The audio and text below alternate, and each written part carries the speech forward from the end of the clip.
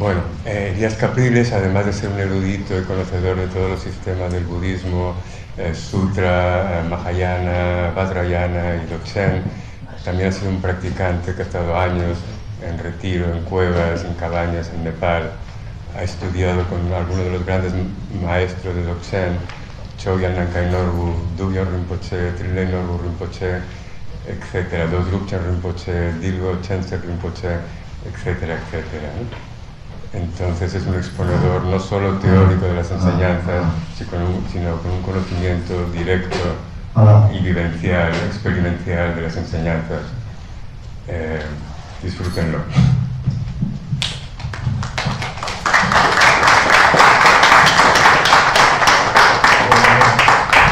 Muchas gracias por la exageración, Alfonso.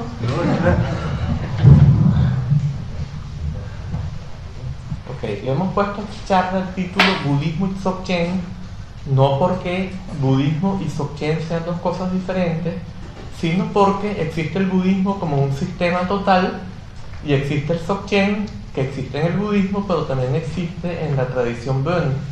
Entonces, por esto hemos hablado de ellos, aunque no son dos cosas diferentes, le hemos puesto este título como si lo fueran. Yo siempre comienzo hablando en el contexto de las cuatro nobles verdades, porque considero que es lo que permite de alguna manera exponer la totalidad de la enseñanza de Buda, y luego cuando uno explica el Dzogchen permite enmarcarlo dentro de esa enseñanza de una manera coherente. Entonces comenzaremos con las cuatro nobles verdades. No hace falta que explique cómo surgieron esas cuatro nobles verdades, porque creo que aquí todo el mundo lo sabe, pero yo voy a dar una visión basada más bien en la vivencia que en las explicaciones que aparecen con todas las categorías que aparecen en los textos, ¿no? Entonces sabemos que la primera noble verdad se dice que es el sufrimiento. En verdad la palabra es dukkha, y esta palabra es más amplia que lo que entendemos normalmente por sufrimiento, porque cuando escuchamos sufrimiento, por lo general pensamos en un sufrimiento activo, como cuando uno tiene un dolor físico o mental que lo está afectando de una manera extrema. Y dukkha implica también una carencia de plenitud, el sentido de que uno se le está escapando algo, el sentido de que hay una incomodidad primordial, y por supuesto que hay también un dolor recurrente que puede ser extremadamente intenso. Entonces es algo mucho más amplio que lo que nosotros entendemos normalmente por sufrimiento. Siempre en nuestra vida nosotros sentimos una carencia, sentimos que nos falta algo, sentimos una carencia de plenitud, no nos sentimos totalmente llenos, totalmente plenos. Algo nos falta. Por supuesto que esto no lo queremos reconocer porque lo experimentamos como algo incómodo. Entonces toda nuestra vida es un proceso de ilusión de esta incomodidad, de esta carencia de plenitud, a través de perseguir esto o perseguir aquello.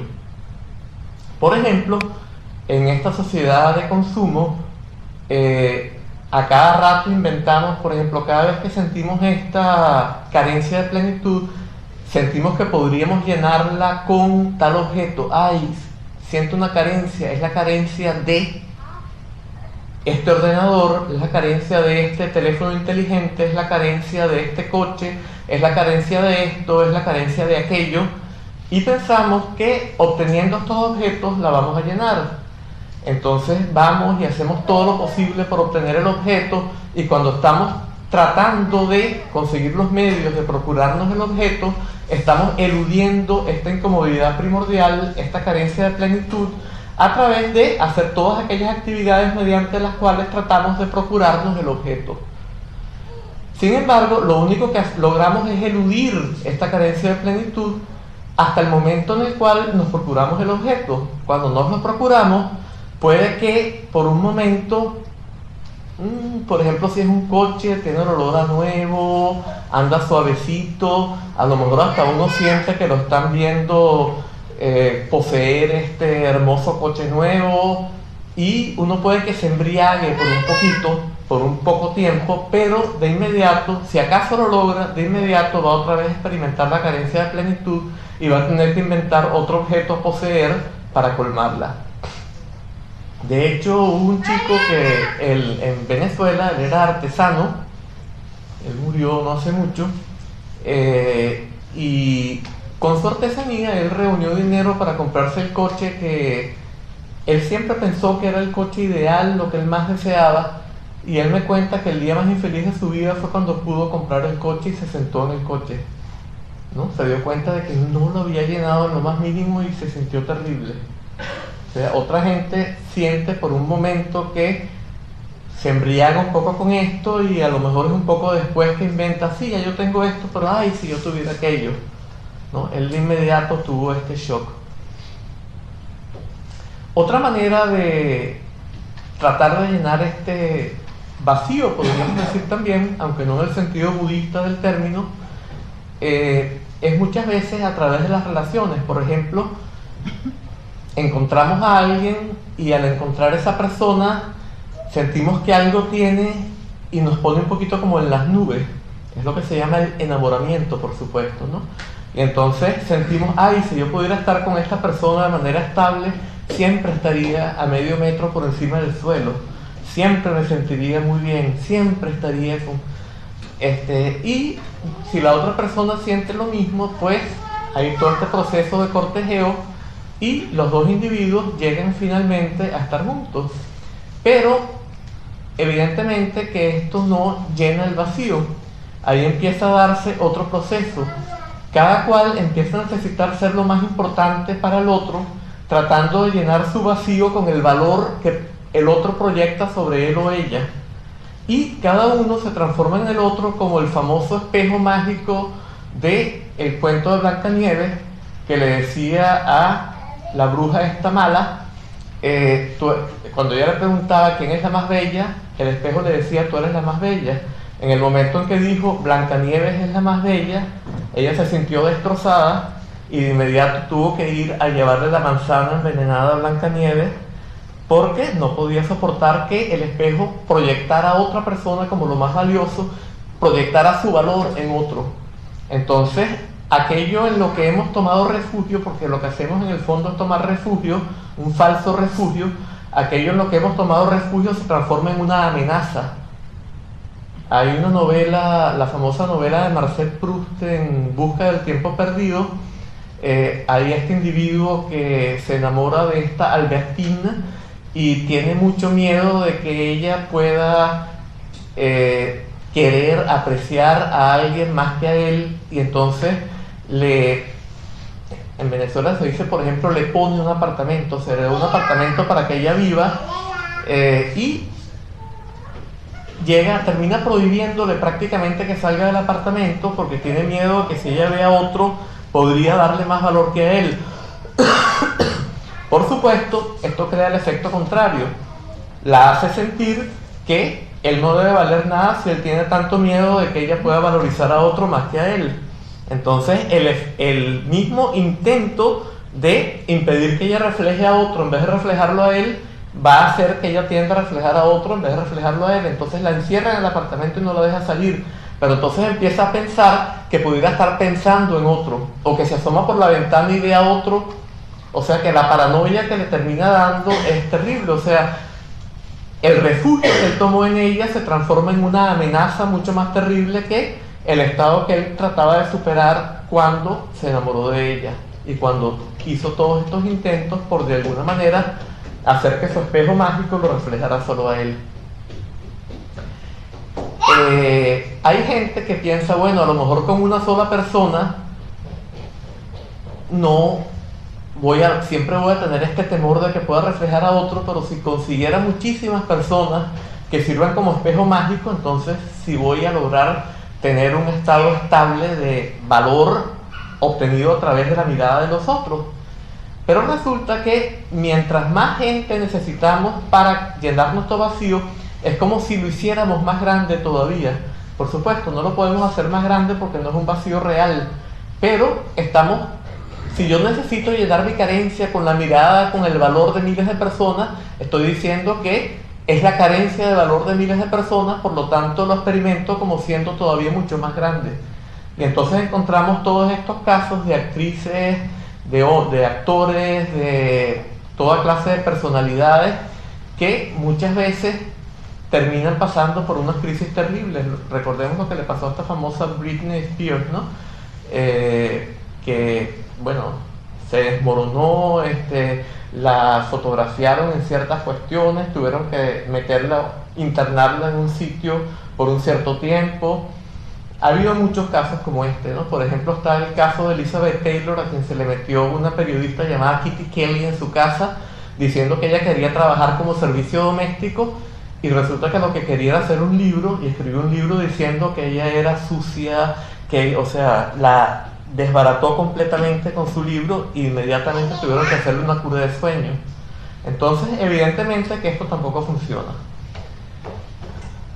Podemos tratar de llenar este vacío con placer, pero evidentemente que con placer tampoco se puede llenar el vacío. A mí me gusta mucho dar un ejemplo para explicar cómo surgen el placer y el dolor y cómo ningún placer puede ser estable. Y es un ejemplo que es válido para los hombres, más no para las mujeres, en nuestra civilización, en la cual son civilizaciones llamadas machistas, ¿no? En la cual siempre el hombre es el que tiene la función de procurarse la mujer. Y bueno, y todo lo que ha pasado en las guerras, que los hombres violan a las mujeres, toda esta dinámica que sabemos que existe, ¿no?, en estas sociedades. Se lo digo muchas veces a mis alumnos, ¿no?, que si, ¿qué pensarían ellos si las 49 chicas más deseables y que ellos más les gustarían en el mundo les acariciaran su cuerpo desnudo con plumas de ganso, tratando de procurarles el mayor placer posible? Y por lo general me dicen, sí, por supuesto, me encantaría. Entonces yo les digo, bueno, ahora imagínense que lo van a hacer sin interrupción por muchísimo tiempo. A veces les digo por 49 días y 49 noches sin parar. No hace falta tanto. Fíjense, no es papel de lija 400, de lija de agua 400, que es muy finita, que al principio puede acariciar, pero a la larga termina irritando la piel. Las plumas de ganso no irritan la piel. O sea que la calidad y la intensidad de la sensación no van a variar con el pasar del tiempo. Van a ser las mismas. Pero va a llegar un momento en que el individuo no va a soportar esta continuidad de sensación que no cambia y va a decir basta. Y en el instante en que él diga basta, lo que era un placer exquisito se va a transformar en una tortura china. Literalmente, ¿no? Estamos en el lugar para hablar de las torturas chinas, precisamente. Bueno, se va a transformar en una tortura china. ¿Y por qué? Si la calidad y la intensidad de la sensación no han cambiado, por el mero hecho de que dejó de aceptar y rechazó. Eso es todo. Y desde ese instante, lo que era un placer exquisito se transforma en una tortura insoportable. Por otra parte, tenemos el ejemplo del masoquista. Yo pagaría para que no me den latigazos. El masoquista paga para que le den latigazos. ¿Cómo puede ser esto?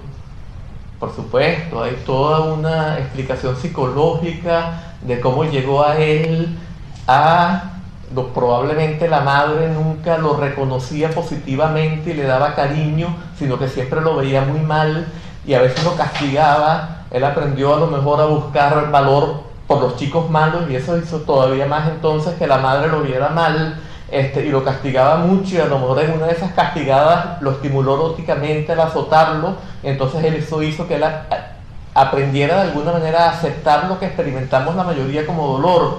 Pero ese no es el asunto. Lo importante es que, por un motivo o por otro, lo que experimentamos normalmente como dolor, hay gente que lo experimenta como placer. Entonces todo esto demuestra que el placer y el dolor no dependen de la calidad y la intensidad de la sensación. Por supuesto que tenemos una tendencia innata a aceptar cierto tipo y ciertas intensidades de sensación que son buenas para la supervivencia individual, por ejemplo las comidas exquisitas, o para la continuidad de la especie, por ejemplo la sensación erótica, etc. Pero, sin embargo, El placer y el dolor no dependen de esto, dependen en última instancia de la aceptación o el rechazo. Entonces, tomemos el ejemplo de alguien que quiere llenar su vacío con placer. Entonces, el ejemplo más claro es una parejita que todavía no ha conocido el placer erótico y a lo mejor se toman de las manos y entran en éxtasis por el mero hecho de tomarse de las manos. Pero al ratito se acostumbran a este nivel, a esta intensidad y a esta calidad de sensación y requieren algo más. Entonces van un paso más allá. Entonces al ratito se acostumbran a y se vuelven indiferentes hacia esto y ya es sensación neutra. Entonces tienen que ir un paso más allá. Y así van, y así van, y así van, y así van. Y llega un momento en que entran en una dinámica en la cual están totalmente orientados hacia un momento futuro y están perdiendo lo que pasa en el ahora, y orientados hacia ese futuro, el ahora se les escapa, y cuando llega ese momento de clímax, entonces, por supuesto, hay placer, no se va a negar, pero es muy rápido. No lo pueden aprovechar totalmente porque no logran fundirse en él. Al mismo tiempo quieren seguir siendo ellos para poder disfrutarlo, y por eso no se pueden disolver en este placer. El placer pasa muy rápido y de repente empieza a enfrentar el vacío otra vez. Si no hay energía para intentarlo de nuevo, entonces hay que escapar, a dormir, a ir al cine si hay dinero, a ir a cenar a un restaurante, inventar algo para no enfrentar otra vez este vacío. Por lo tanto, tampoco de esta manera logramos colmar nuestro vacío. Hay muchísimas maneras de las cuales podríamos hablar, ¿verdad? Pero un elemento importante a señalar es que no solo experimentamos constantemente este vacío, sino que al mismo tiempo el vacío lo sentimos como algo incómodo. No es lo que nosotros desearíamos experimentar y por lo tanto lo rechazamos. Y puesto que acabamos de mostrar que el rechazo hace que la sensación sea desagradable, entonces el vacío se torna en incomodidad primordial. Entonces siempre tenemos el vacío lo tornamos en incomodidad encima de ser vacío, y siempre estamos buscando una manera de eludirlo. El filósofo francés del jansenismo católico, Blaise Pascal, en sus pensamientos dio unos ejemplos muy buenos de cómo siempre estamos eludiendo este vacío, esta incomodidad, esto que es inherente a la condición humana. Y decía, por ejemplo, el cazador tiene que creer, él tiene que engañarse, él tiene que creer que él lo que quiere es la liebre o el ciervo, pero en verdad lo que él quiere es ir tras la liebre o ir tras el ciervo para de esta manera eludir este vacío, esta incomodidad primordial. Y su interés no es tanto, él tiene que creer que él quiere el ciervo, tiene que creer que él quiere la liebre, porque si no, no iría tras ella. Pero lo que quiere en última instancia es eludir esta incomodidad, eludir este vacío y de alguna manera estar concentrado en otra cosa, estar totalmente volcado fuera de sí. ¿Quieren arruinarle la vida al cazador? Díganle: tú te vas a ir de casa por el fin de semana. Ay, vas a pasar incomodidad, vas a dormir sobre un pedregullero, puede que te llueva. Mira, yo te regalo un ciervo y 3 liebres para que no vayas. Le arruinaron el fin de semana, ¿no? Otro ejemplo que da Pascal es el del jugador que va al casino, ¿no? Y va al casino a jugar. ¿Por qué? Él tiene que creer, de nuevo, lo mismo que el cazador, que lo que él quiere es el premio. Pero lo que él quiere no es el premio. Lo que él quiere es eludir este vacío, eludir esta incomodidad, estando totalmente volcado fuera de sí, a los dados, a la ruleta, lo que sea, arruinarle la noche o el fin de semana al jugador. Díganle: oye, pero sobre todo en un país como de donde yo vengo, en Venezuela, que hay mucho peligro en las noches en la calle, ¿no? Díganle: ay, no, ¿cómo vas a salir? Que es tan peligroso, puede que te asalten, puede que te maten, no vayas a hacer eso, yo te regalo lo más que tú puedas. Bueno, lo arruinaron, se irá a su cuarto, ¿no? En un estado terrible. Bien, entonces, ¿cuál es la causa? O sea, estos son ejemplos. Bueno, faltaría decir, por supuesto, los dolores ya más propiamente dolores que estamos enfrentando constantemente, que no son continuos como este vacío y como esta incomodidad primordiales, sino que son ya dolores activos. Entonces, cuando tenemos un dolor de muelas, cuando tenemos un dolor físico, cuando tenemos un dolor mental, ¿verdad? Como por ejemplo cuando muere una persona cercana. De hecho, Shantideva en su Bodhicharyavatara o su Bodhisattvacharyavatara habla de 3 tipos de sufrimiento, y ahora podemos ubicar en un marco budista aquello de lo que hemos estado hablando hasta ahora. Entonces, un tipo de sufrimiento es el sufrimiento del sufrimiento, y esto es cuando tenemos un dolor físico o un dolor mental activo. Sufrimiento del sufrimiento. Es clarísimo, ¿verdad? El ejemplo es como alguien que ya tiene una enfermedad terrible, por ejemplo lepra, y encima le da peste bubónica. ¿Cuál es la lepra? Es el vacío constante que tenemos, esta incomodidad primordial, y encima de este vacío le da dolor de muela o le da un dolor mental muy terrible. Entonces, este es el sufrimiento del sufrimiento. Otro tipo de sufrimiento es el sufrimiento del cambio. ¿En qué consiste el sufrimiento del cambio? El sufrimiento del cambio es, por ejemplo, cuando cambia una situación a la que estamos acostumbrados. Por ejemplo, un general al que lo degradan. Está demostrado que esto es uno de los casos en los cuales, o sea, muchos cánceres han dado por gente que le pasa cosas de este tipo. Estos son los estudios, por ejemplo, de los esposos Simonton en Estados Unidos, ¿no? Muchos casos son por cosas así por el estilo. Por supuesto que no todos, hay infinitas variables que entran en juego, pero este es un caso que puede suceder muy a menudo, ¿no? Alguien que tiene una pareja y se le muere la pareja.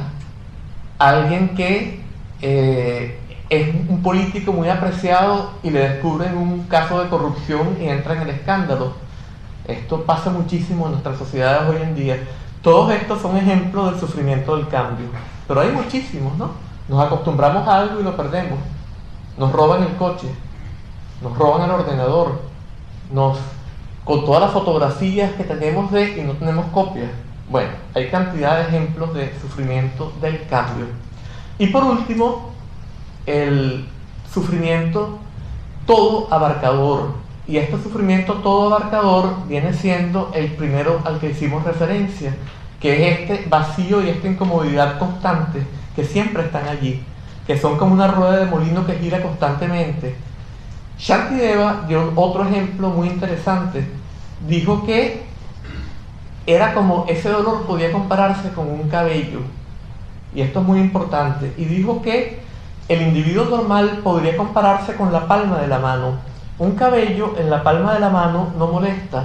Nadie tiene necesidad de quitarse un cabello de la palma de la mano, a menos que sea muy maniático y lo vea y uy, tengo que quitármelo, pero en general no molesta. Y comparó el bodhisattva con el globo del ojo. Ese mismo cabello en el globo del ojo es insoportable y hay que quitárselo rápidamente. Entonces, tornarnos sensibles al sufrimiento todo abarcador viene siendo la condición de posibilidad de el sendero espiritual, del avance en el sendero espiritual. Esto es sumamente importante. O sea, el sufrimiento es nuestro mejor amigo cuando no estamos todo el tiempo eludiéndolo y tratando de volvernos inconscientes de él, porque nos hemos transformado en aquello que comparó Shantideva con el globo del ojo. Entonces el sufrimiento se transforma en nuestro mejor amigo. Tenemos que quitarlo. Bien. Ahora bien, ¿cuál es la causa de este sufrimiento? Ahí pasaríamos a la segunda noble verdad. La causa de este sufrimiento viene siendo, en la primera enseñanza que dio el Buda, en el Dharmachakrapravartana Sutra, él dijo que era Krishna, ¿no? Tanja en Pali, pero estamos hablando en sánscrito porque estamos en el contexto del Mahayana, entonces es Krishna. ¿Qué es Krishna? Krishna se traduce muchas veces como ansia, a veces se traduce como deseo, o sea, es la necesidad de conseguir algo, de obtener algo, de llenarnos con algo.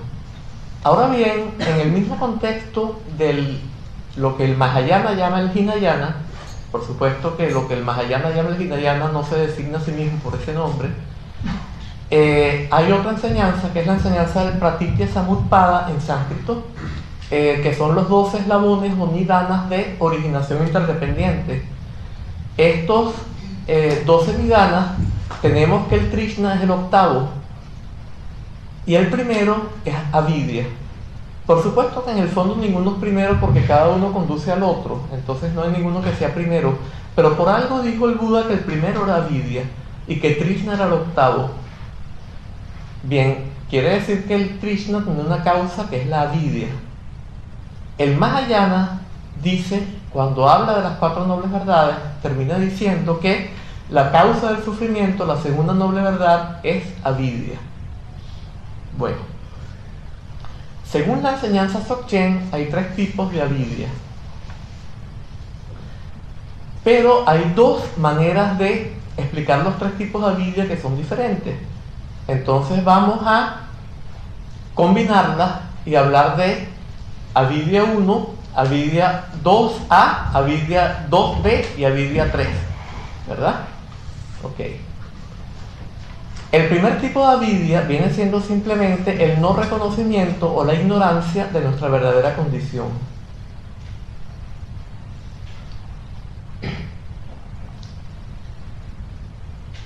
¿Qué quiere decir esto? ¿Cuál es nuestra verdadera condición? Nuestra verdadera condición es la naturaleza búdica, la condición de Buda. En el fondo, sobre todo según la enseñanza Dzogchen, todos somos el principio de la budeidad plenamente realizado. Lo que sucede es que no nos percatamos de esto, no estamos conscientes de esta condición. En otras palabras, somos la totalidad. En el momento en que nos sentimos separados de la totalidad, sentimos que se corta la totalidad, que yo soy un sujeto que está detrás de los ojos percibiendo un mundo externo, sentimos automáticamente una carencia de totalidad. Ahí está la carencia de plenitud a la que nos habíamos referido. Podemos explicarlo incluso en términos de la física actual, pero tenemos que tener en cuenta que esto es una metáfora y que esto no corresponde a la enseñanza, es solamente una manera de explicar para las mentes de esta época que están condicionadas por la ciencia. Por ejemplo, Einstein planteó que el universo era un continuo de energía. ¿Qué quiere decir un continuo? Un continuo es algo que no tiene ninguna interrupción. En el universo no hay ningún espacio vacío. No hay ningún espacio vacío que me separe a mí del universo, de lo que me rodea. No hay tampoco una sustancia distinta de ese continuo de energía que me separe de lo que me rodee, ni que separe este libro, así que hacemos propaganda, de lo que lo rodea. No hay ni una sustancia de vacío que lo separe, ni una sustancia diferente del continuo de energía que lo separe. ¿Qué lo separa? Mi percepción. ¿Qué me separa a mí del universo? Mi percepción. Yo siento que yo soy alguien que está como una especie de res cogitans cartesiana, si queremos ser filósofos, o de alma cristiana, que está detrás de los ojos conociendo un mundo externo que le es ajeno y que pertenece a una dimensión diferente, que es una dimensión material, y que está este principio totalmente espiritual, totalmente mental, distinto del universo, distinto del mundo físico, que lo conoce.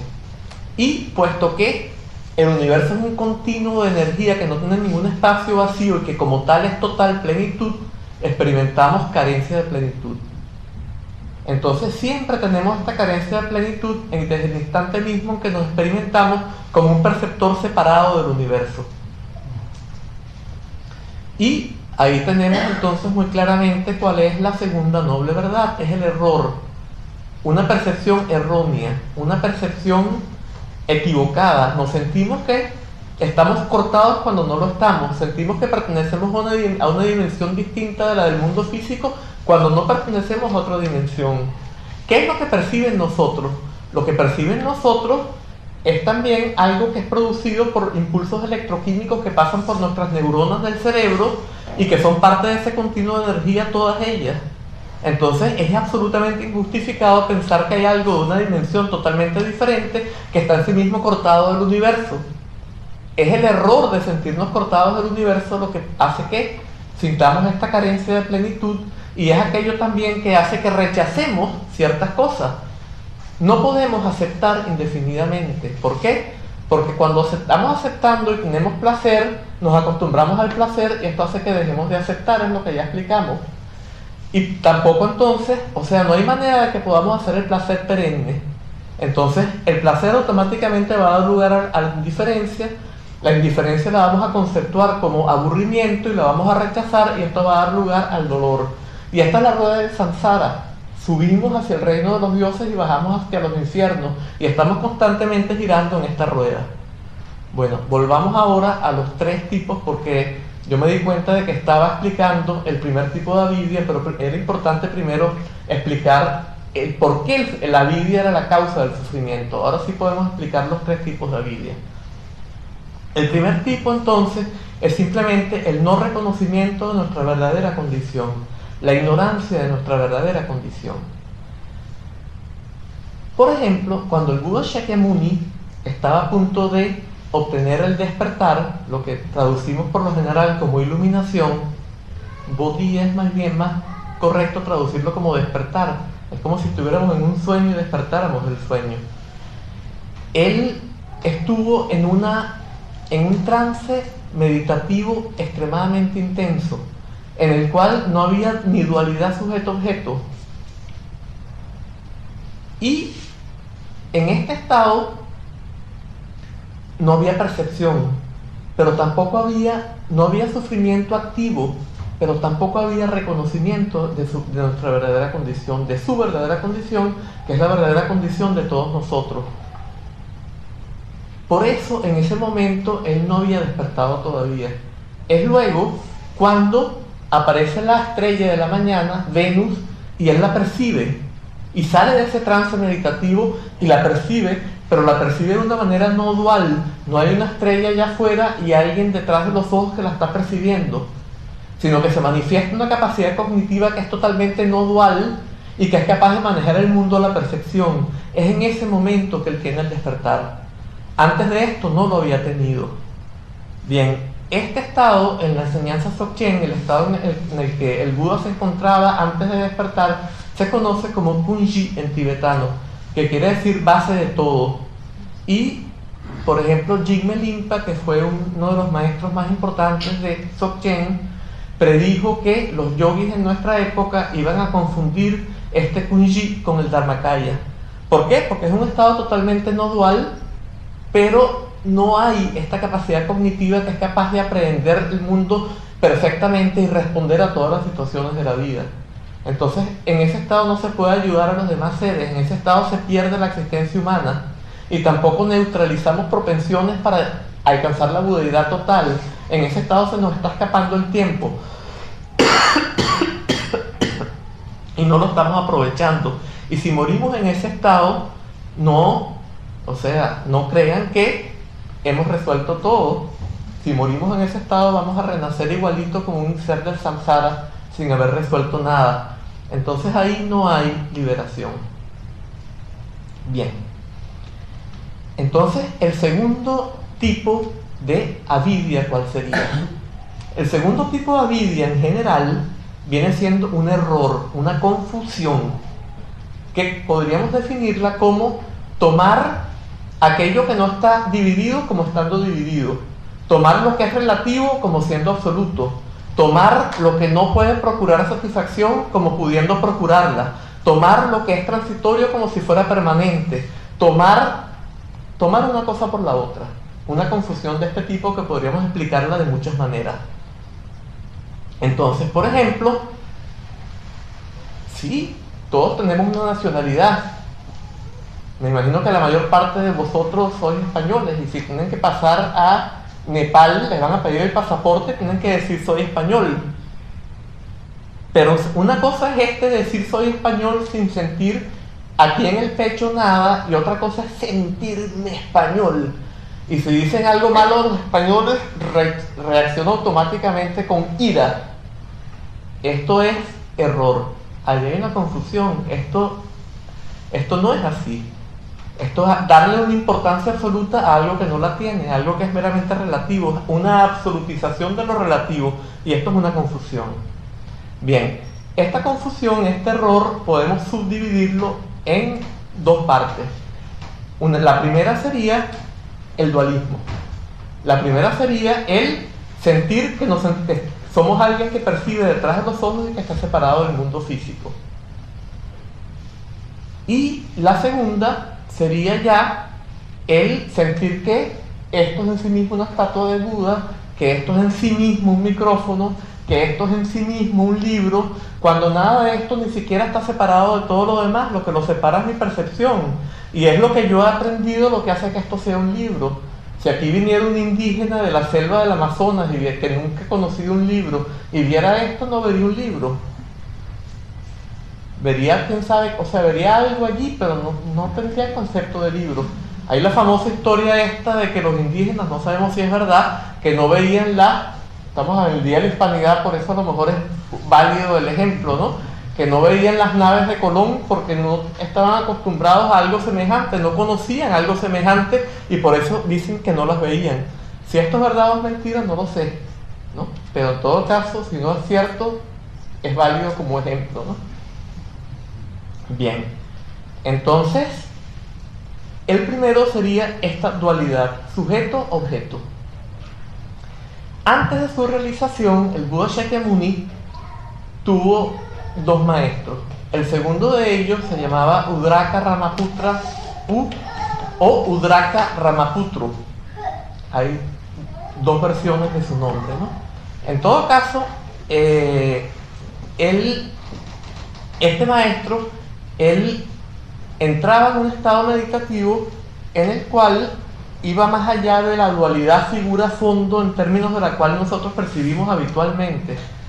Nosotros tenemos el tipo de mente que la psicología Gestalt y la filosofía Gestalt llaman mentes figura-fondo. O sea, nosotros enfrentamos este continuo y automáticamente tenemos que tomar algo como figura y dejar lo demás como fondo. Y entonces sentimos que la figura es aquel concepto en términos del cual hemos aprendido a reconocer esa figura, y que todo lo demás es no ese ente. O sea, por ejemplo, no libro, no este libro. Tomo este libro como figura y siento que todo lo demás es otra cosa diferente, intrínsecamente separado de este libro, cuando en verdad no está intrínsecamente separado. Lo que lo ha separado es mi percepción, y la percepción del indígena a lo mejor no lo separaría, y la percepción del perro no lo separaría. Solamente es un condicionamiento cultural lo que me hace a mí percibir esto como un libro. Bien. Sin embargo, yo siento que esto es en sí mismo un libro, siento que es mío, ¿no? Y si me lo roban, sufro. Todas estas cosas son absolutamente absurdas. Bien. En todo caso, este señor iba más allá de la dualidad figura-fondo. Estaba en un trance meditativo en el cual no distinguía figura y fondo. Eso se llama una contemplación sin forma. Pertenece al samsara, pertenece a esta rueda. Es la parte más alta de la rueda. En el budismo se habla de que hay tres reinos en el samsara. El reino sin forma, que es este estado totalmente más allá de la dualidad figura-fondo.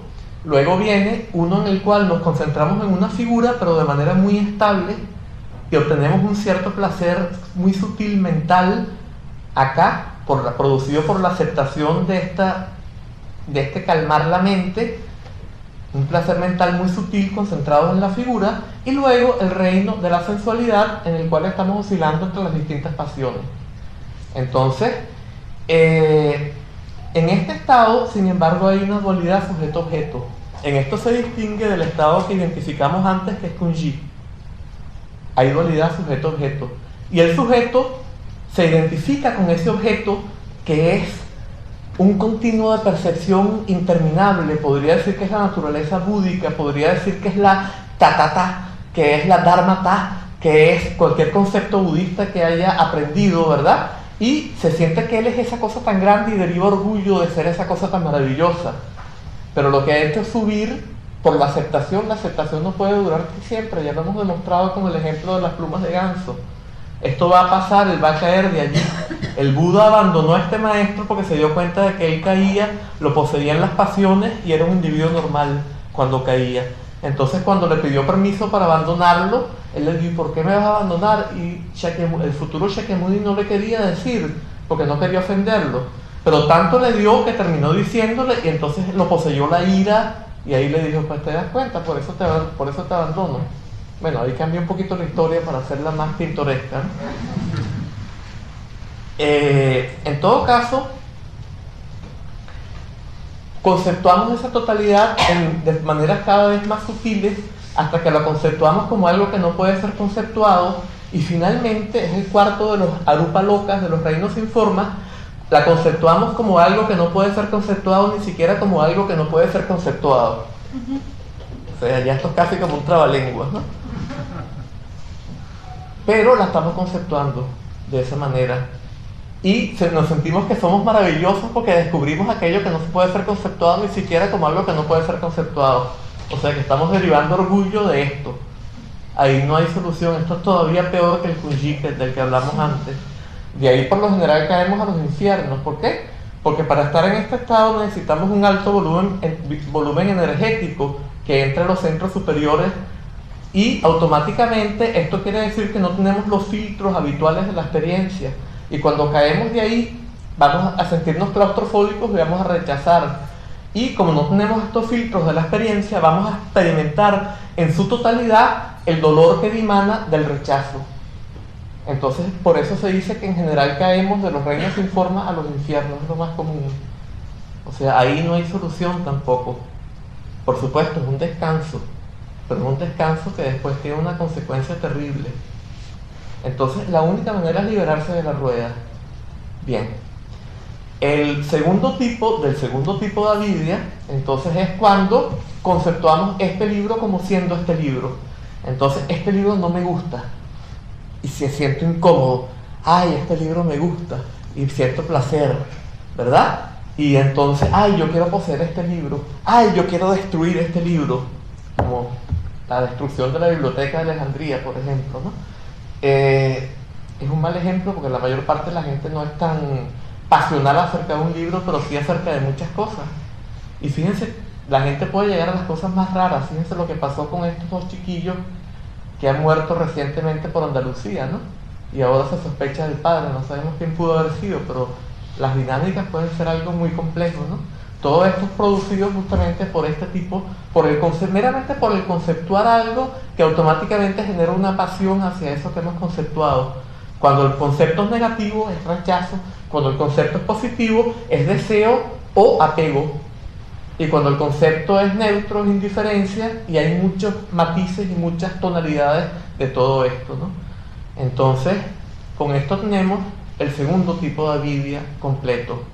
¿Y cuál es entonces el tercer tipo de avidia? El tercer tipo de avidia es el no darnos cuenta de que el error es un error, el no darnos cuenta de que la confusión es una confusión, sino creer que esa es la verdadera condición de la realidad. O sea, que esto es en sí mismo un libro, que yo soy en mí mismo un individuo que está aquí dando una conferencia, etcétera, etcétera. Esto es en sí mismo un micrófono, y entonces sentirse a lo mejor bien porque uno es capaz de explicar unas cuantas cositas, o sentirse muy mal porque uno de repente se confundió y se le fue la cuestión y dijo algo que no era, o estar angustiado por cómo lo van a percibir a uno los que están escuchando, etcétera, etcétera. O sea, siempre esto produce sufrimiento. Entonces está clarísimo cómo la avidia es la causa del sufrimiento. Y el tercer tipo de avidia entonces es la confusión acerca de la confusión, el error acerca del error, el pensar que el error es la verdadera condición de la realidad.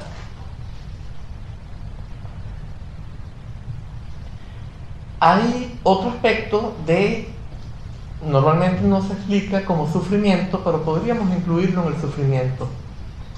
Es la imperfección que es habitual en nuestros actos. Nosotros, cuando aprendemos una nueva rutina, un nuevo oficio, o por ejemplo una danzarina aprende una nueva danza, etc., tenemos que estar conscientes de lo que estamos haciendo en cada instante, ¿verdad? totalmente autoconscientes en cada instante y manejando lo que estamos haciendo, controlándolo, etc. Y de esta manera somos imperfectos en lo que hacemos porque estamos siempre corrigiendo lo que estamos haciendo. Solamente lo logramos hacer bien cuando lo hemos hecho tanto que ya podemos dejar que se haga solo, ¿no? Como cuando alguien aprende, por ejemplo, a conducir un vehículo y ya puede estar hablando y puede estar haciendo otra cosa y el vehículo casi como que se conduce solo.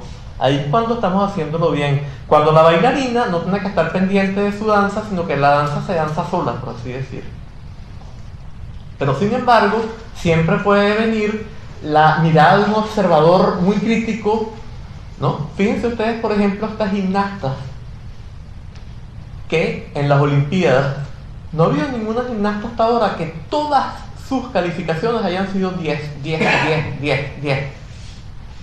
100, una vez 9 tanto las mejores, 9, 9, 9, 9, 8, 9, 7, 10, 9, 9, o sea, pero no 10 todas las veces, es imposible.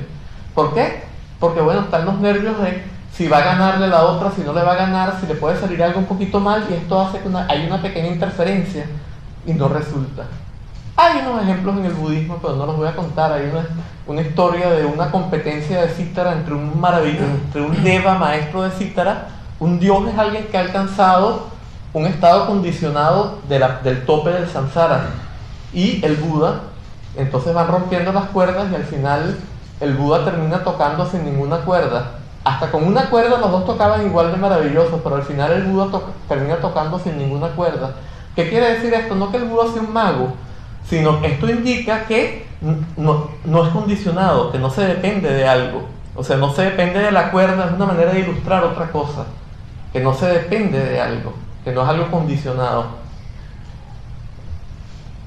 Entonces, el Buda, por ejemplo, el que ha neutralizado totalmente todas las propensiones para experimentar dualísticamente, no puede estar controlándose. Todo fluye espontáneamente a través de él de manera perfecta. Hasta en el taoísmo hay unos ejemplos. Por ejemplo, Chui, el artesano que hacía los círculos a mano mejor que con el compás, porque sus cualidades estaban integradas y por lo tanto no sufría impedimentos. Este es un ejemplo también del estado de budeidad.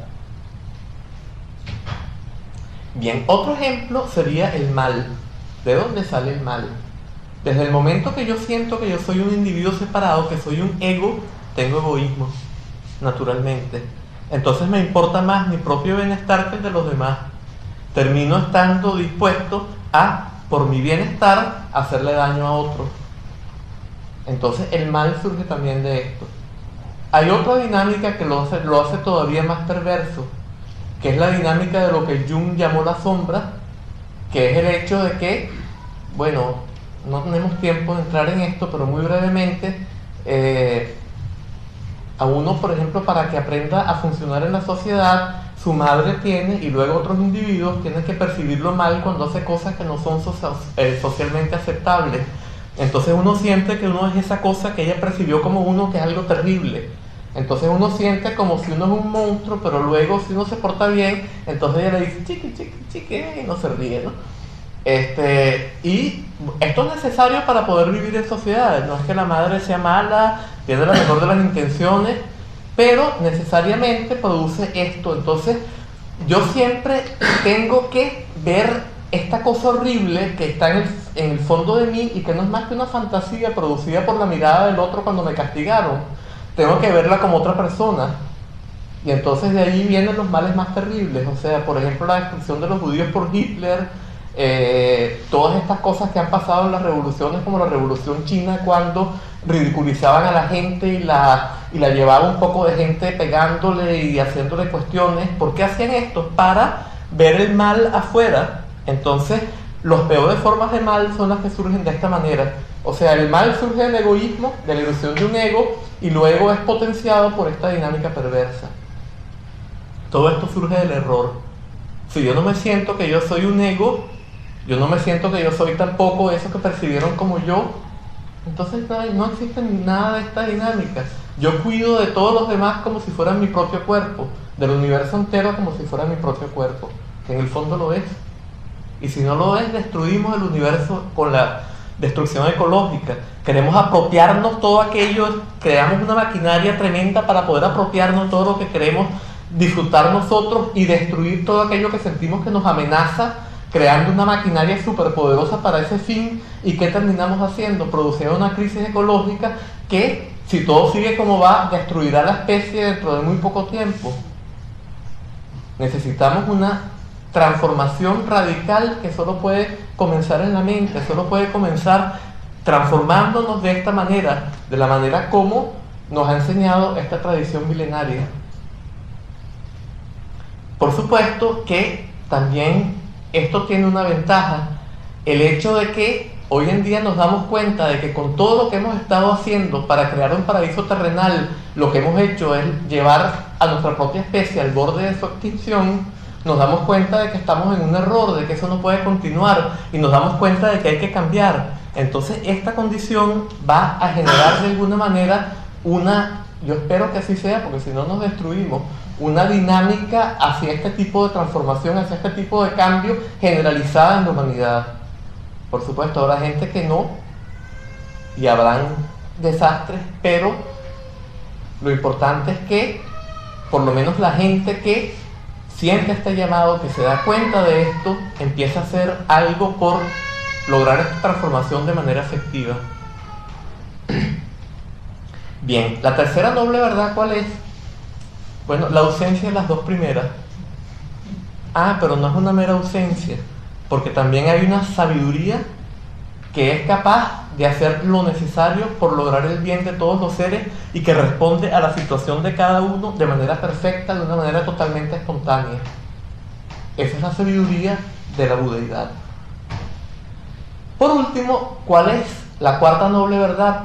Es el sendero que permite ponerle fin a las dos primeras y obtener esa sabiduría que es inherente a la tercera, y que se explica en el budismo en términos del octuple noble sendero, pero que aquí vamos a explicar de una manera diferente, como el sendero, los tres senderos y los 9 vehículos. Los 9 vehículos no vamos a poder decir mucho porque no tenemos tiempo, pero por lo menos los 3 senderos. Entonces estos 3 senderos tenemos que entender de dónde sale esto. O sea, esta forma de explicar existía en el Tíbet en la época de la primera difusión de la enseñanza, en la época de Padmasambhava.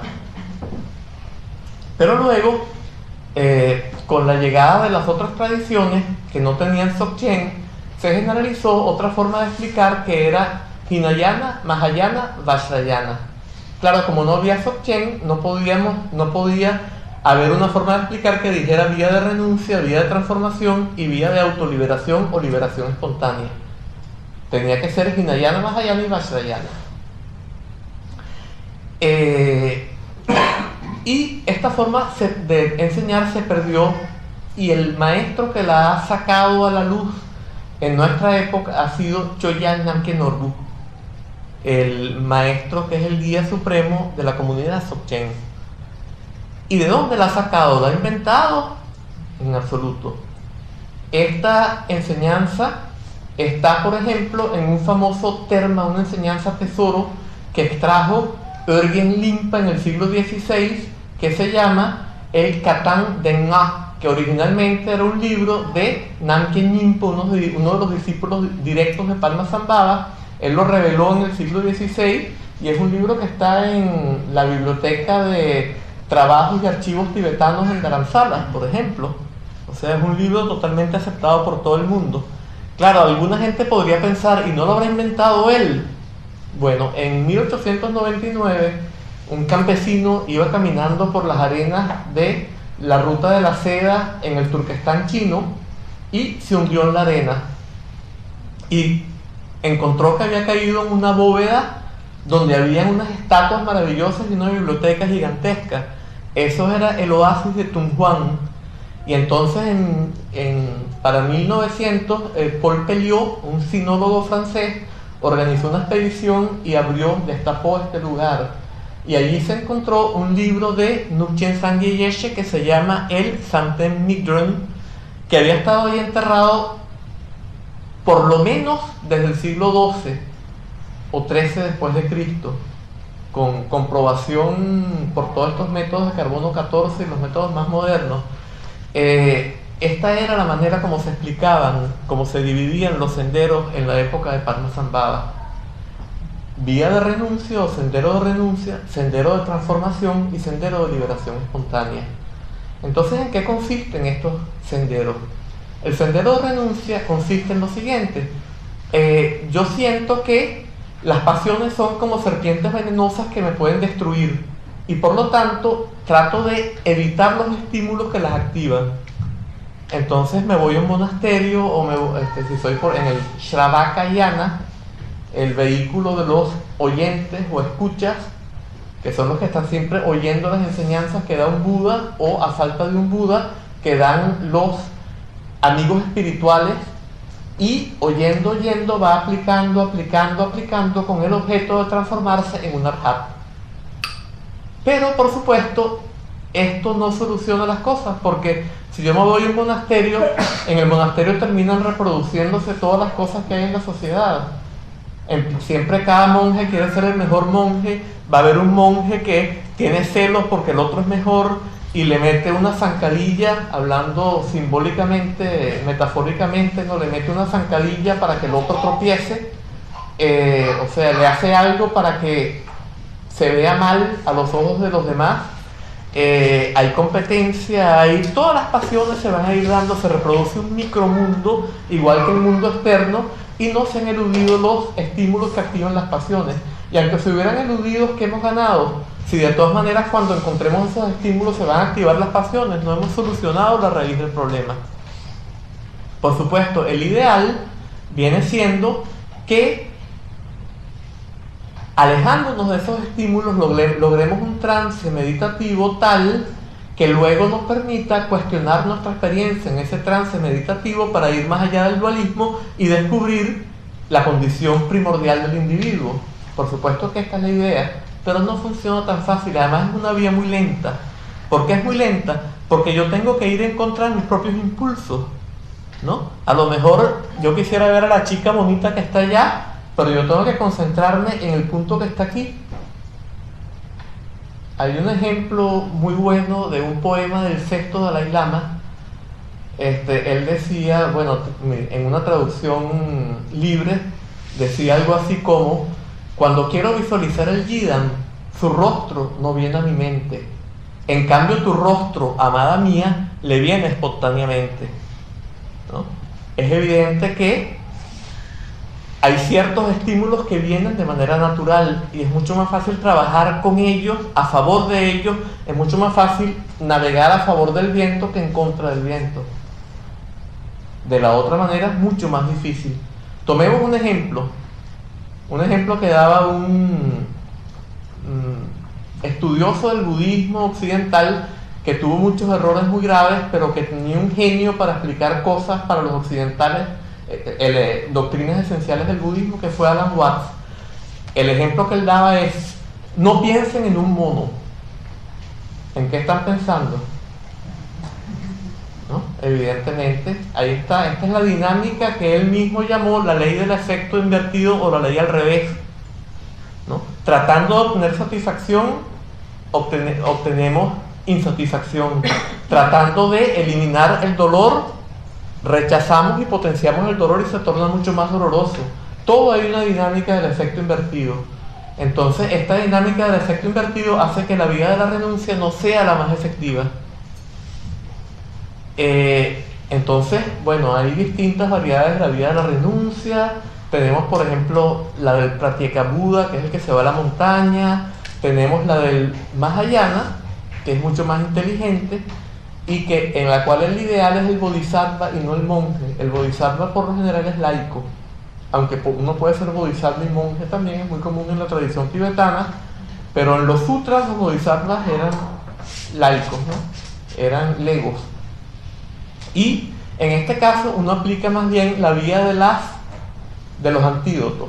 Por ejemplo, si me estimula sexualmente una pareja que, según las condiciones de la sociedad o del budismo mismo, no me está permitido tener, entonces ¿qué hago yo? Bueno, la veo como un poco de mucosidades dentro de los pulmones, dentro de la tráquea, dentro de la nariz, un poco de jugos gástricos, o sea, vómito dentro del estómago, dentro del esófago, un poco de excrementos dentro de los intestinos, un poco de tripas por todo esto, estómagos, vísceras, huesos, pues evidentemente que se me pasa inmediatamente la atracción que yo puedo haber sentido. Bien, entonces esta es la vía de los antídotos, pero tampoco es tan efectiva, ¿no? Y el objeto de todas maneras es tratar de obtener este trance meditativo de una manera que siempre es yendo en contra de los impulsos naturales de la mente humana. Entonces nunca puede ser la manera más efectiva. La segunda vía es la vía de transformación. Entonces en este caso utilizamos las pasiones para neutralizar el dualismo que está en la base de la atracción, el rechazo y la indiferencia. Esto es un sendero que es mucho más rápido. Entonces, en este caso, por ejemplo, yo trabajo, hay distintos, por supuesto, habría que explicar lo que son los distintos vehículos de la vía de transformación. Hay un vehículo que es de transformación instantánea que se llama la Nuyoga. Entonces supongamos que a mí me agrede alguien y que a mí me surge mucha ira en ese momento porque me están agrediendo. Entonces yo me visualizo como una deidad airada. Vamos a ver si hay alguna por acá.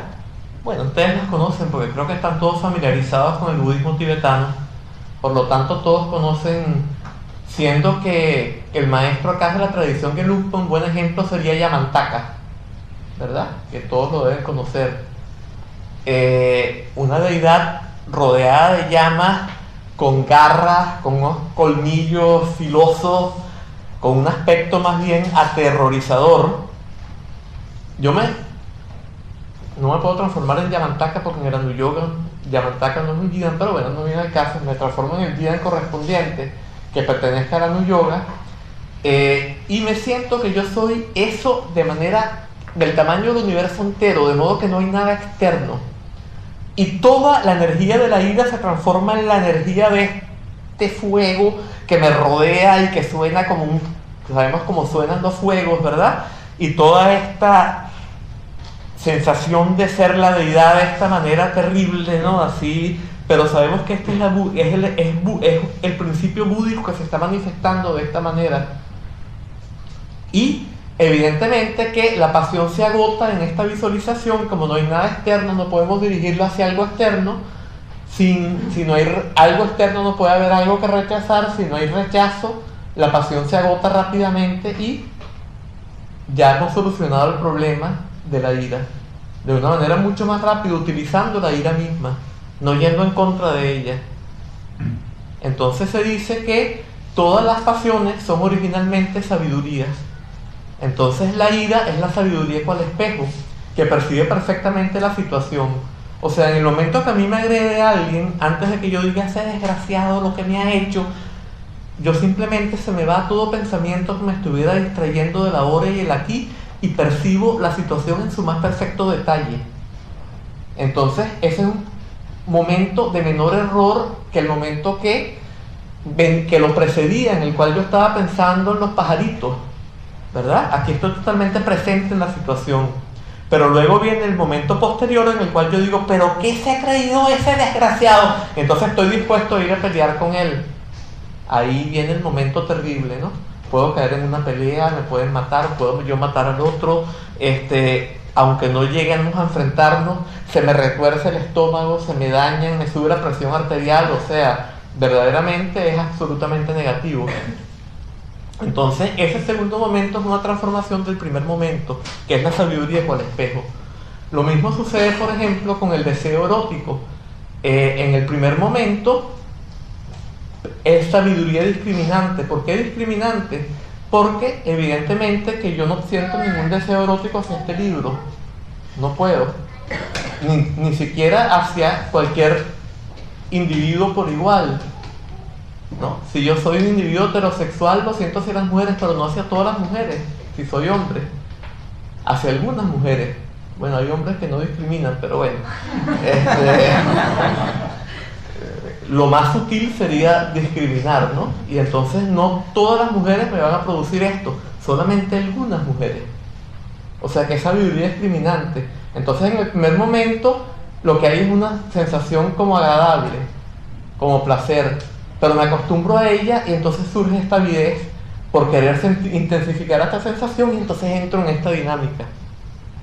Bueno, aquí tenemos cómo hacemos para transformar el deseo erótico en la sabiduría que él es originalmente. Bueno, también tenemos métodos en los cuales, reteniendo la siguiente esencia, uno entabla una relación erótica en la cual logra un estado de placer total a través de producir calor. Por supuesto que esto no se puede lograr intencionalmente.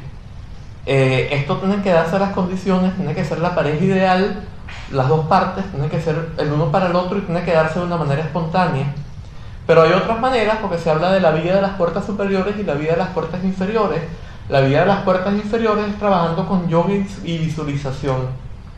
Y entonces de esta manera, a través de la respiración del Kumbhaka, introduciendo los aires en el canal central, y con cierta visualización de un fuego aquí abajo, llego verdaderamente a producir un calor acá que sube por el canal central. Esta es la energía femenina, va derretiendo la energía masculina y se van dando los grados sucesivos de placer. Entonces, en el Dzogchen, por ejemplo, si además de esto yo agrego la unión erótica, pues puedo lograr el placer absoluto, y entonces evidentemente que ahí no puede haber ningún deseo. Esto es más allá del deseo. Entonces, ¿cuál es el principio en el tantrismo? Bien sea con la claridad de la visualización, bien sea con un placer muy intenso, como en estas prácticas en las cuales se produce placer total, bien sea con la vacuidad, pero sobre todo con estas tres experiencias, que son las tres experiencias más poderosas que yo puedo tener a los niveles correspondientes del cuerpo, de la voz y de la mente. La vacuidad al nivel de la mente, la visualización a nivel de la energía, o sea, la claridad, la visualización, y la sensación a nivel del cuerpo. Con todas estas tres experiencias de los tres niveles correspondientes al grado más extremo, entonces allí cuestionar la mente con una instrucción oral secreta que nos da el maestro, se rompe totalmente el dualismo y entro directamente en el estado de budeidad. Entonces es un método mucho más directo que el método de la vida de renuncia, pero requiero por lo general desarrollar la visualización en un retiro muy largo. Entonces todavía es un método que no es el más directo de todos, pero este método requiere más capacidad que el primero. Se dice que es como producir una medicina a partir de mercurio, ¿verdad? Si yo la produzco puedo obtener todos los beneficios de la medicina, pero si no la sé preparar, me puedo envenenar con vapores de mercurio y termino con un problema en el sistema nervioso degenerativo que termina desbaratándome. Entonces es un método que es mucho más peligroso que el de la vida de la renuncia, aunque es mucho más directo y mucho más rápido. Por último, tenemos la vía de autoliberación o liberación espontánea, que viene siendo el Hatha Yoga Tantra o Dzogchen. Entonces, en este método el principio no es ya la transformación. O sea, en la vía de transformación podríamos decir que el principio es el siguiente: yo transformo la visión impura en visión pura. Tomemos el ejemplo de un dorje o vajra puesto verticalmente, ¿verdad? Abajo tenemos 5 puntas y arriba tenemos 5 puntas y en el centro tenemos una esfera. Esa esfera representa aquello que no tiene límites, no tiene ángulos. Los ángulos representan los límites. ¿Y cuáles son los límites? Son los conceptos. Todo concepto se define por contraste con otro. Todo concepto excluye algo. Entonces esta esfera representa el Dharmakaya, la verdadera condición de la mente. Las 5 puntas de abajo representan la condición impura, representan la condición ordinaria del samsara, del error, en la cual percibo los 5 elementos como 5 elementos concretos. Lo sólido como en sí mismo sólido y concreto, lo líquido como en sí mismo líquido y concreto, lo gaseoso como en sí mismo gaseoso y concreto, lo ígneo como en sí mismo ígneo y concreto, y el espacio como algo autoexistente en lo cual se manifiestan todos los demás estados de la materia. Y al mismo tiempo tengo las 5 pasiones. Entonces, todo esto constituye el Nirmanakaya desde aquello que significa Nirmanakaya en este vehículo particular, que no es lo mismo que significa en el Dzogchen, etc. Y del lado de arriba tengo las 5 elementos transformados, que es luz. Yo me percibo a mí mismo como la deidad, que es pura luz, como un holograma, y todo el universo como un holograma de pura luz también. Entonces ya esto transforma totalmente mi percepción, y transformo las 5 pasiones en las 5 sabidurías. Entonces este es el principio de la vía de transformación. Y trabajando con estas 3 experiencias tan poderosas, logro entrar en el estado de budeidad, a través de transformar mi visión. Bien, la vida de liberación espontánea, el Dzogchen, muchas veces decimos autoliberación, pero autoliberación puede dar la idea de que yo me libero por mí mismo. Esa no es la idea. La idea es que la pasión se libera por sí misma, el concepto se libera por sí mismo, el pensamiento se libera por sí mismo. ¿Por qué se libera por sí mismo? Porque descubro la verdadera condición de la mente. La verdadera condición de la mente es lo que es representado por esta esfera, que no tiene conceptos, que no tiene límites. Entonces, al aprender eso, no puede haber dualidad sujeto-objeto, se rompe la dualidad sujeto-objeto. Y al romperse la dualidad sujeto-objeto, cualquier pasión, que es una actitud de un sujeto hacia un objeto, se libera por sí sola. El pensamiento se libera por sí solo. Y se hace patente el Dharmakaya, la verdadera condición de la mente. Esto es la enseñanza Dzogchen. Pero esto requiere todavía más capacidad, porque no es tan fácil descubrir el Dharmakaya. Claro, el Dzogchen tiene métodos muy poderosos. Tenemos lo que se llama introducción directa. El maestro, en un cierto contexto, nos da ciertas instrucciones, o hace algo, pronuncia una sílaba de modo abrupto, o nos dice, imagínense que están en el espacio, hagan esto, y ahora miren de tal manera. Y de esta manera se le pone como una especie de zancadilla al error para que colapse por sí solo y se haga patente la verdadera condición de la mente. Pero es menos predecible que los otros métodos y requiere más capacidad. Entonces cada método requiere más capacidad que el anterior. Sin embargo, esto no quiere decir que debamos limitarnos. El Dzogchen tiene métodos también para desarrollar la capacidad. Entonces no debemos pensar que es un límite. Por supuesto, también es peligroso, porque se nos dice en el Dzogchen, por ejemplo, que el comportamiento es el comportamiento de Samantabhadra, que Samantabhadra significa todo bueno, es el nombre del Buda primordial. ¿Y qué significa todo bueno? Que todo es viable, que todo puede ser transformado en el sendero.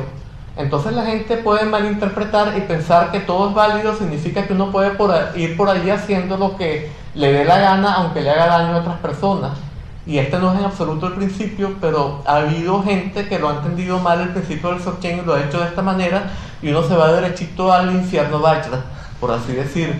Entonces evidentemente que requiere mayor capacidad para poder discriminar cuál es el verdadero método de la práctica y no ir por el sendero equivocado. Hay una famosa historia que es la historia de Tarpa Nakpo.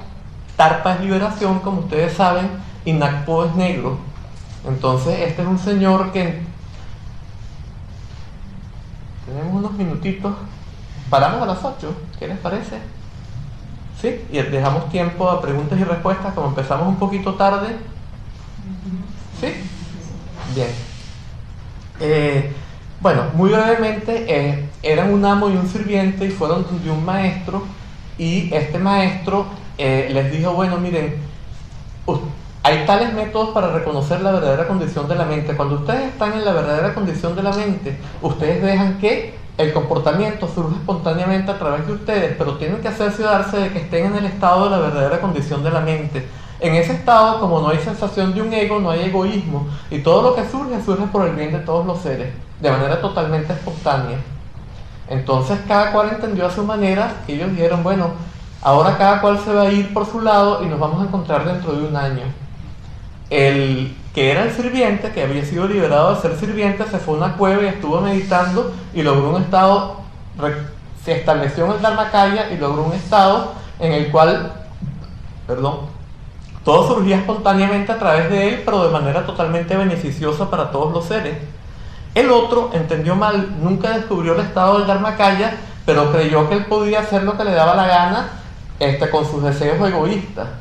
Y creó una red de mal y banda de bandidos, con el perdón de la redundancia, y de esta manera pues se transformó en un ser poderoso maligno, y al cabo de un año se reunieron y fueron donde el maestro y le preguntaron quién es el que tenía la razón, porque se habían puesto a discutir y no lograban ponerse de acuerdo. Entonces el maestro dijo que el ex sirviente era el que tenía la razón, y entonces el ex amo se puso tan furioso que mató al maestro y al sirviente. Y bueno, tuvo 500 encarnaciones en el infierno valle, y 500 como alacrán, y 500 como no sé qué, y al 500 y 500 y 500, y luego se manifestó en el reino humano y finalmente fue subyugado por Hayagriva y Vajrapani, dos deidades airadas, y esto hizo que se produjera en él un calor muy tremendo que hizo que él le ofreciera su cuerpo como ofrenda a los budas, pero al final terminó que se le profetizó que él iba a ser el último Buda del Kalpa. Esto también es un aspecto importante porque indica que el que entra en el sendero del Dzogchen, aunque haya entrado de manera equivocada, si entra de manera equivocada le pueden pasar cosas terribles, pero siempre al final va a tener la realización garantizada, pero de una manera que es mejor evitar, y es mejor tener la realización en esta vida haciéndolo correctamente. Entonces, esta es la moraleja de este punto, ¿no? Bueno, y con esto yo creo que terminamos y damos chance a preguntas y respuestas.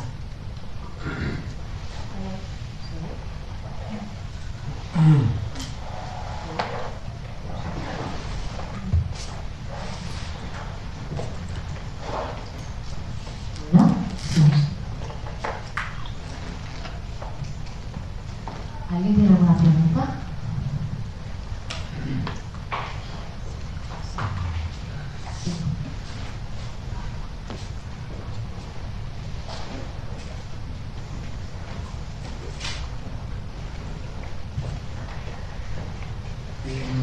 Muchas gracias por tus explicaciones. Mi nombre es José. Ya sé que es prácticamente imposible en este ámbito pedir algo así, pero ¿nos podrías sintetizar algo de los métodos propios del Dzogchen? ¿Cómo no? Encantado, José, antes que nada, de conocerte.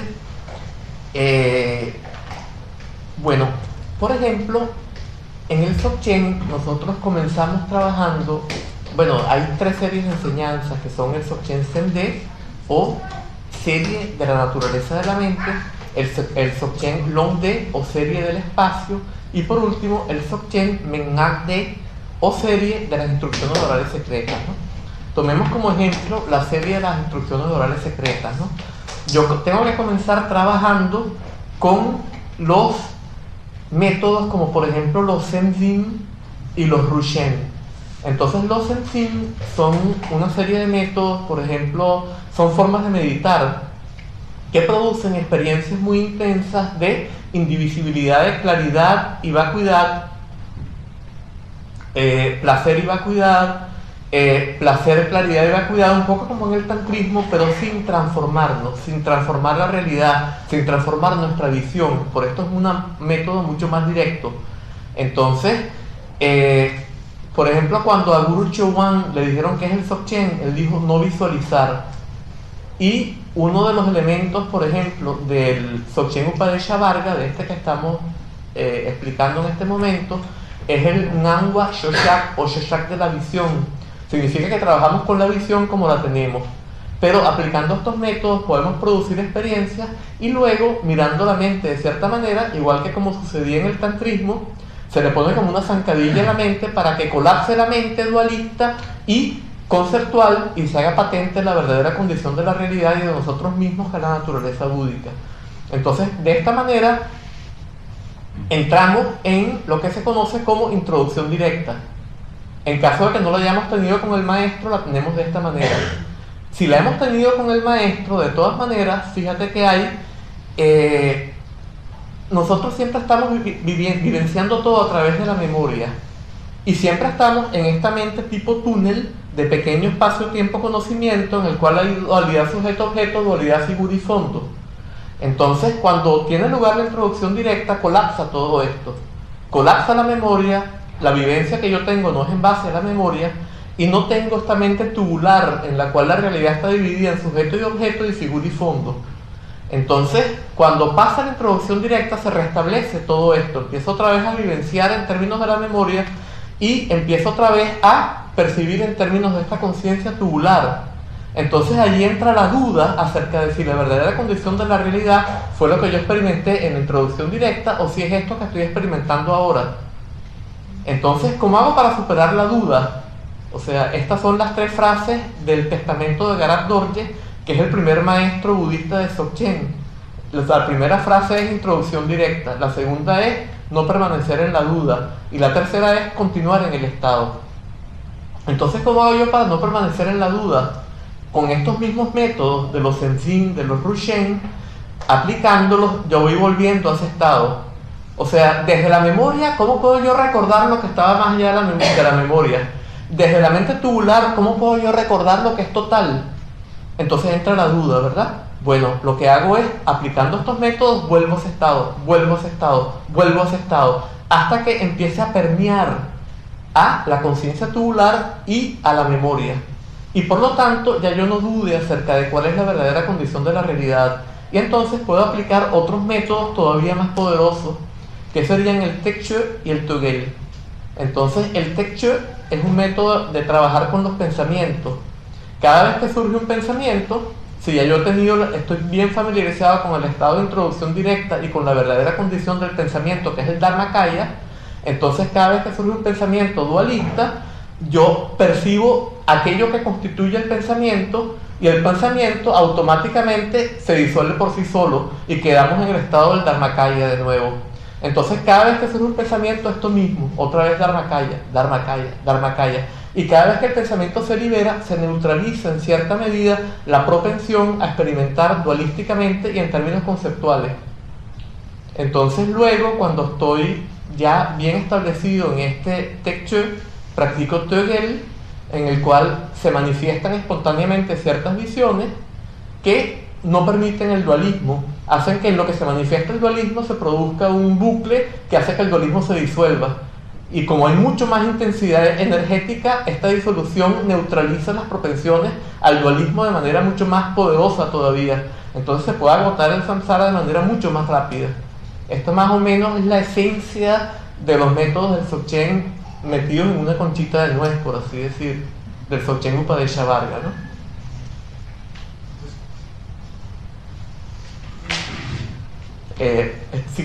No tiene más. La figura del maestro es totalmente imprescindible. Imprescindible. ¿La dan acá?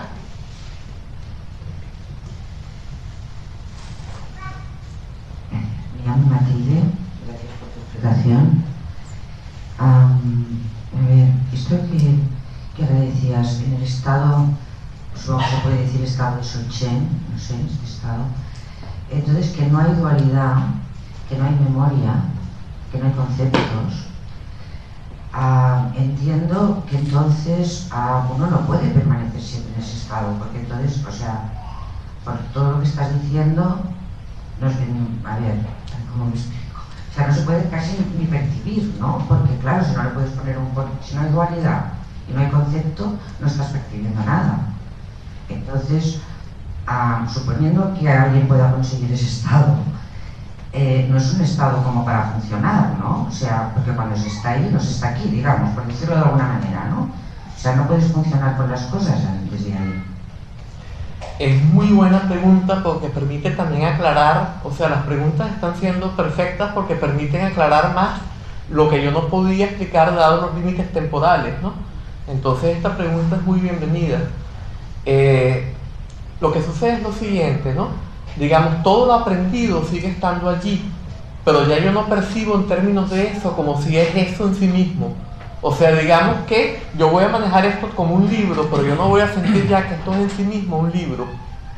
Yo no lo voy a percibir como un libro, pero tengo todo ese conocimiento allí que me permite manejarlo como libro. Yo no voy a percibirte como un ser que siente del género femenino que está haciendo una pregunta, pero voy a poder responder a tu pregunta, si llego a ese estado. Entonces, esta es la idea. ¿Por qué? Porque tengo todo el aprendizaje que yo he hecho sigue allí. Yo no lo he perdido. Lo que se ha neutralizado es el tomar ese aprendizaje como si fuera algo absoluto y como si fuera la verdadera condición de la realidad. Ya, pero perdón, entonces, por ejemplo, ¿cómo percibirías el libro? Eso ya es absolutamente imposible de describir. Ahí sí vamos, ahí sí ya no podemos describir, ¿no? Entonces es tal como, según las enseñanzas del Mahayana, es un Buda. O sea, un Buda está en ese estado, un Buda no actúa. Por ejemplo, se dice en el Mahayana que nosotros tenemos dos tipos de obstáculos, que son los obstáculos de las pasiones y los obstáculos del conocimiento. Los Kleshavarana y los Nyayavarana en sánscrito, ¿no? Entonces, se dice que nosotros los Kleshavarana los tenemos hasta el séptimo Bhumi, el séptimo nivel del Bodhisattva. Cuando pasamos de allí al siguiente, pues ya no aparecen más estos, pero seguimos teniendo el obstáculo del conocimiento. Todavía cuando yo actúo, hay una sensación de que yo estoy actuando de sujeto y objeto. Y por ejemplo, en el budismo Zen hay un entrenamiento que es el entrenamiento de la arquería. Y entonces, en tanto que yo siento que yo estoy disparando y que en el momento de disparar yo me conceptúo como disparando, la flecha se va a desviar un poquitito porque yo me voy a conocer a mí mismo como alguien que actúa y en ese momento me voy a tomar como objeto y ese tomarme como objeto va a interferir con mi subjetividad como alguien que actúa y va a desviar un poquito la flecha. Entonces, con ese entrenamiento lo que se busca es llegar al punto en el cual yo disparo sin disparar. Eso no es Dzogchen, pero es un ejemplo en términos del Mahayana para que se entienda. Entonces, cuando yo paso del décimo Bhumi al 11º Bhumi, que es el estado de Buda, quiere decir que ya yo he superado completamente el obstáculo del conocimiento, ya yo no actúo. Pero que no actúo no quiere decir que me quede sentado en una silla o en posición de loto sin moverme más nunca. El Buda anduvo por todo el mundo predicando. ¿Cómo es posible? Él no actuaba, pero todo sucedía a través de él. Esto no lo podemos entender desde la mente habitual. O sea, esto va más allá de la comprensión de la mente limitada samsárica. Entonces no te puedo preguntar si entendiste porque eso no se puede entender.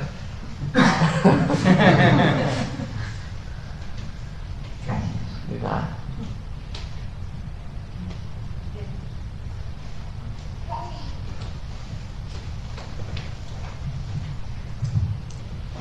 Hola, buenas noches. Hola, buenas noches. Mi pregunta es que no tengo muy claro la diferencia de ese camino Dzogchen con el tantrismo, porque ambos quieren trascender la dualidad y ambos utilizan la visualización, ¿no?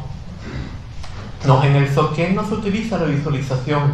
Recuerda lo que dijimos, que cuando Guru Chowan le preguntaron qué era el Dzogchen, él dijo no visualizar, y que en el Dzogchen Upadesha Varga uno de los principios, uno de los 4 Shoshak es el Ngangwa Shoshak o Shoshak de la visión, que significa dejar la visión tal como es, o sea, no transformar la percepción.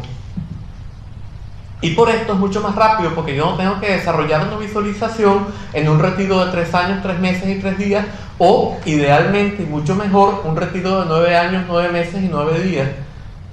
Sino que yo trabajo con métodos que pueden lograr las mismas vivencias de claridad, placer y vacuidad de una manera mucho más rápida, sin necesidad de cambiar mi percepción.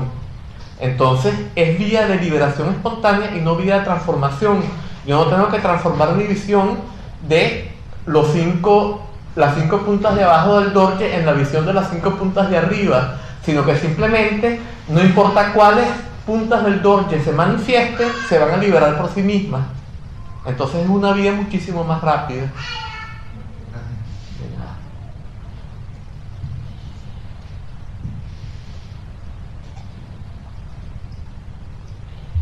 ¿Alguna pregunta más?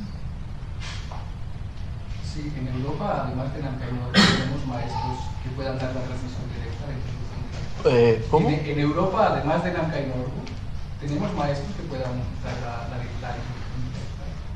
Mira, sinceramente no sé qué decirte porque no llevo un inventario de maestros que haya en Europa.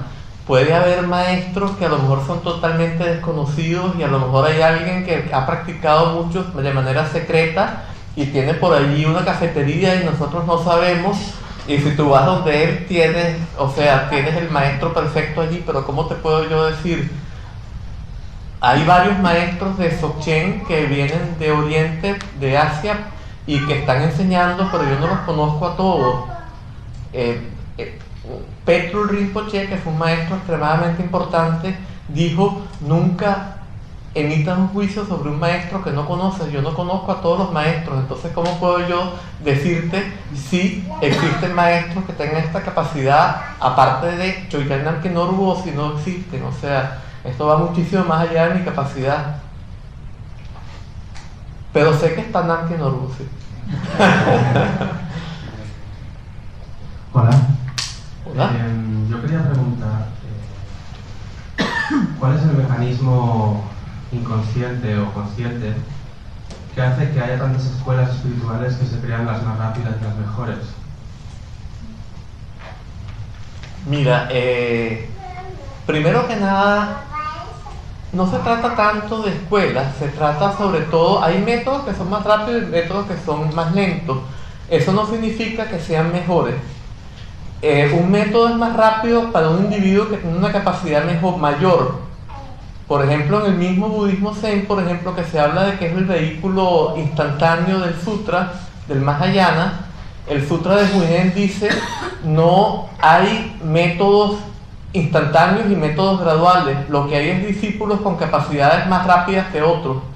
Entonces, no es tanto que hay un método que es mejor o que es peor, lo que hay es distintos tipos de métodos, y si tú tienes la capacidad adecuada, te puedes realizar mucho más rápido con el método que es más directo, pero tienes que tener esa capacidad. Por ejemplo, en mi experiencia no hay método tan directo y tan rápido como el Dzogchen dentro del budismo. Yo otras tradiciones no conozco. Dentro del budismo yo no conozco método más directo y más rápido que este, siempre y cuando uno tenga la capacidad funcionando para practicar este método. En toda la historia de practicantes de Dzogchen en el Tíbet ha habido un solo maestro, y no me pregunten quién es, por favor, quién fue. Un solo maestro que practicó solo Dzogchen. Todos los demás maestros han practicado todos los vehículos. ¿Por qué? Porque ni siquiera los más elevados maestros tienen siempre la capacidad necesaria para que les funcione la práctica de Dzogchen. En cada momento de nuestra vida tenemos una capacidad y tenemos que trabajar con la capacidad que tenemos. Entonces, en un momento me conviene más trabajar con el Shravakayana, en otro momento me conviene más trabajar con la vía de transformación, por ejemplo, y en otro momento me funciona el Dzogchen. Entonces, en ese momento yo voy a ir mucho más rápido si aplico el Dzogchen. Ahora, eso no quiere decir que el Dzogchen sea mejor. Lo que hace que unos métodos se crean mejores que otros es el ego. Todo el mundo se siente el centro del universo y todo el mundo se quiere creer mejor. Es la misma dinámica que explicamos antes. Dijimos que la fuente del mal, aquello que hacía, por ejemplo, la revolución cultural, que se ridiculizara a unos individuos, es que uno quiere sentirse muy bien y tiene que ver el mal en otros.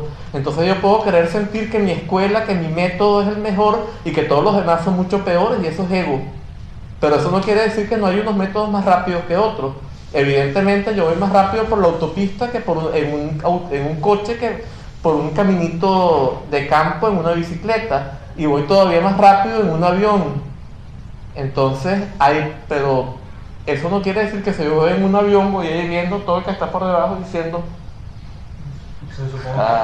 supongo que como investigador habrás visto que hay muchas escuelas que lo dicen, ¿no? Claro. Que su método es el más rápido, el que te libera antes. Entonces, que creo que tenemos que tener cuidado a la hora de decir ese tipo de cosas, porque caemos creo en el error que caen tantas escuelas. Y creo que es el principal motivo de pelea, sí, de egos que hay ahora mismo, y divide y vencerá, ¿no? Sí, sí. Por supuesto, quizás no tanto de escuelas como de individuos, porque las escuelas son abstracciones, las escuelas son grupos de individuos que comparten algo, ¿no? Entonces, por ejemplo, una escuela no puede tener ego, es el individuo el que tiene ego. Entonces, claro, cuando una escuela tiene un método y la gente los individuos sienten que son mejores porque practican ese método, ahí surge el problema, ¿no? Entonces todos los demás no van a querer que el método de ellos sea peor. Pero en verdad, en todas las escuelas, todos los maestros más importantes practican de todo. Por ejemplo, el Dalai Lama pertenece a la escuela Gelugpa, pero tiene 2 libros sobre Dzogchen, y aquí en la biblioteca puedes comprar uno. Entonces, eso no quiere decir, por ejemplo, que hay una escuela que es mejor que otra. Simplemente el Dalai Lama, que es un ser de altísima capacidad, como practicante Dzogchen ha alcanzado un nivel de realización extraordinario, pero eso no quiere decir que él va a ver a los demás como peores, o que él se va a sentir entonces que no, el Dzogchen es de otra escuela. O sea, cuando uno se realiza va más allá de todo eso. Claro. Soy otra vez. Una cosa cortita. Respecto a esto del método rápido, a ver, yo tengo una duda, que si he entendido bien, se entiende que es un método rápido porque los pensamientos o las emociones se autoliberan, ¿no? Pero claro, el tema está en que para que se autoliberen, uno tiene que haber tenido previamente la realización. Tiene que ahí se cortó el... A ver, para que se pueda producir esto, de la que venga un pensamiento, ver rápidamente su naturaleza y por lo tanto se autolibera, es así, ¿no? Sí. Y con una emoción lo mismo. Para que esto suceda, previamente tienes que haber tenido la realización de esa naturaleza para poderlo aplicar así, ¿vale? Bien. Entonces, mi pregunta es, esto no es tan fácil. Es decir, que para tener esta realización de la naturaleza de la mente, la rapidez, pues no sé yo, porque claro, ¿no? Es como el final, digamos. Entonces se empieza por el final. Vale, eso ya lo he entendido. Empiezas por el final, lo entiendo, pero para empezar, para llegar a este final, que es el principio, se debe necesitar mucho tiempo y mucha práctica y muchas cosas. Y que tampoco la cosa tiene por qué ser tan rápida, ¿no? Pregunto. Sí, mira, por ejemplo, se dice muchas veces que la vía del Mahayana concluye con la realización de la vacuidad, ¿verdad? Y se dice muchas veces que la vía del Vajrayana, del sendero de transformación, comienza con la vacuidad y termina con el descubrimiento del estado de Mahamudra o el estado de Rigpa, que es como lo llama el Dzogchen. Y en cambio el Dzogchen comienza con el estado de Rigpa, ¿no? En la introducción directa, pero no está estable, un momento del estado de Rigpa. Y a partir de este estado tenemos que irlo consolidando, como decir, extendiendo la totalidad de nuestra vida hasta el momento en que hayamos neutralizado todas las propensiones que nos sacan de ese estado y permanezcamos en él de manera ininterrumpida. Entonces, evidentemente que comenzar en el Dzogchen significa que ya yo he trabajado, pero no implica que yo tenga que haber hecho todo el sendero de Sutra para llegar a la vacuidad y luego todo el sendero de transformación para llegar al estado de Mahamudra o estado de Rigpa, sino que el Dzogchen tiene sus propios métodos mediante los cuales yo puedo llegar a ese estado de una manera más directa, sin necesidad de pasar todos los años en retiro que implicaría la vida de transformación y sin todos los años de práctica ardua de renuncia que implicaría la vida de renuncia. Ahora bien, lo que dijo el compañero por allá es absolutamente válido. Hay muchísimos practicantes, ¿verdad?, que entran en este sendero y entonces sienten que por esto ya son superiores a todos los demás y sienten que han realizado cuando a lo mejor no han tenido ni siquiera la más mínima vivencia de la introducción directa. Entonces es también muy peligroso. Uno puede caer en lo que cayó Tarpanakpo, este famoso individuo del cuento que echamos al final, ¿no? Quizá no de esa misma manera, pero sí creerse más que los demás y creerse que uno es mucho cuando no es nada. Y entonces, si esto sucede, uno bloqueó su sendero. Entonces hay que trabajar con los métodos que nos transmite el maestro, sabiendo cómo trabajar con ellos y teniendo una percepción objetiva de uno mismo sin engañarse.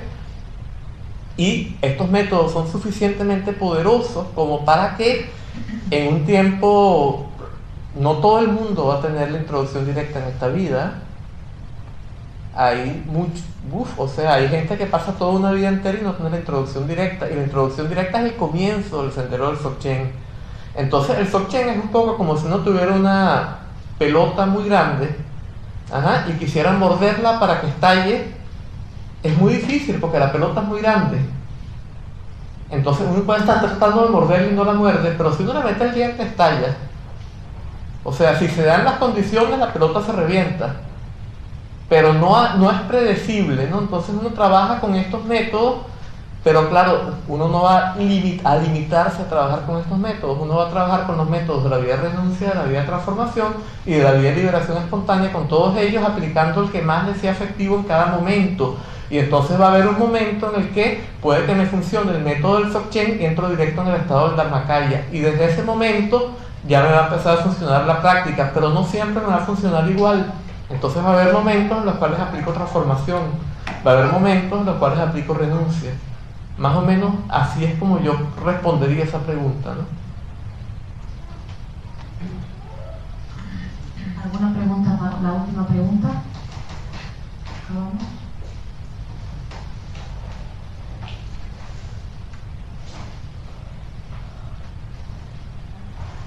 Si alguien quiere que firme algún libro, se ha comprado el libro, ha traído el libro de budismo Dzogchen, puede pasar ahora mismo, aprovechar. Si no, pues damos por concluida la charla.